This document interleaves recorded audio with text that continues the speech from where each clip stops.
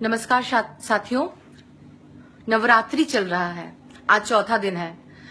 मैं कंफ्यूज्ड हूं कि आपको शुभकामनाएं दूं या दुख व्यक्त करूं कि एक तरफ तो माँ दुर्गा की पूजा हम लोग कर रहे हैं और दूसरी तरफ जो जीवित माँ दुर्गाएं हैं, हमारी बच्चियां, हमारी बहनें, उनके ऊपर अत्याचार हो रहे हैं। क्या कसूर था उन लड़कियों का जो बनारस हिंदू यूनिवर्सिटी में पढ़ते थे? अपने अधिकार के लिए उन्होंने आवाज उठाई, उनके आत्मसम्मान पर चोट हुई, उनके इज्जत के साथ खिलवाड़ हुई और उन्होंने आवाज उठाई। और मोदी सरकार को इतना बुरा लग गया कि लाठियां बरसानी पड़ी उन पर, उन लड़कियों पर। क्या उनके पास पिस्तौल था? क्या उनके पास बम था? क्या उनके पास गोली चलाने का सामान था? क्या कसूर था उनका? वो तो अपनी इज्जत की लड़ाई लड़ रहे थे। जब मोदी सरकार की पुलिस, वहां के चांसलर उनको इंसाफ न दे सकी तो उन्होंने वो रास्ता अपनाया।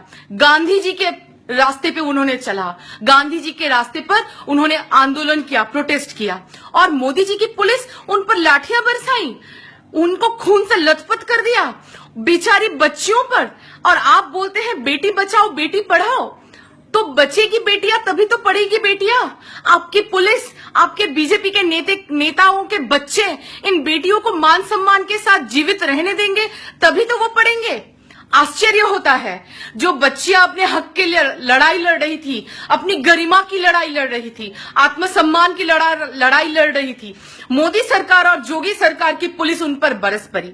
और टीवी में और सोशल मीडिया में आ रहा है, कुछ दिन पहले दाऊद इब्राहिम की बीवी मुंबई होकर गई। मुंबई में किसकी सरकार? बीजेपी की। दिल्ली में किसकी सरकार? बीजेपी की। दाऊद इब्राहिम की बीवी को सुरक्षित वो फिर से पाकिस्तान भेज सकते हैं और अपनी बच्ची का, हिंदुस्तान की बेटियों का, जो मुसलमान भी नहीं है, सुन लीजिए, हिंदू जो हिंदुत्व का नारा लगाते हैं, उन भक्तों से मैं कहना चाहती हूं, उन बच्चियों का जो काशी हिंदू विश्वविद्यालय में पढ़ते हैं, उनकी इज्जत के साथ जब छेड़खानी हुई तब मोदी सरकार पुलिस से डंडा बरसाए, तब मोदी सरकार उनके खिलाफ गई और दाऊद के बीवी को सुरक्षित मोदी सरकार ने पाकिस्तान रवाना कर दिया।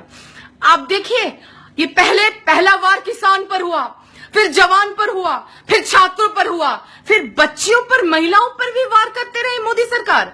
मोदी सरकार और मोदी जी, मैं आपको एक बात कहना चाहती हूं, जितना घूमना है घूम लो, और तो कुछ दिन बचे हैं, जितना घूमना है घूम लो, जनता माफ नहीं करेगी, जनता आपको माफ नहीं करेगी।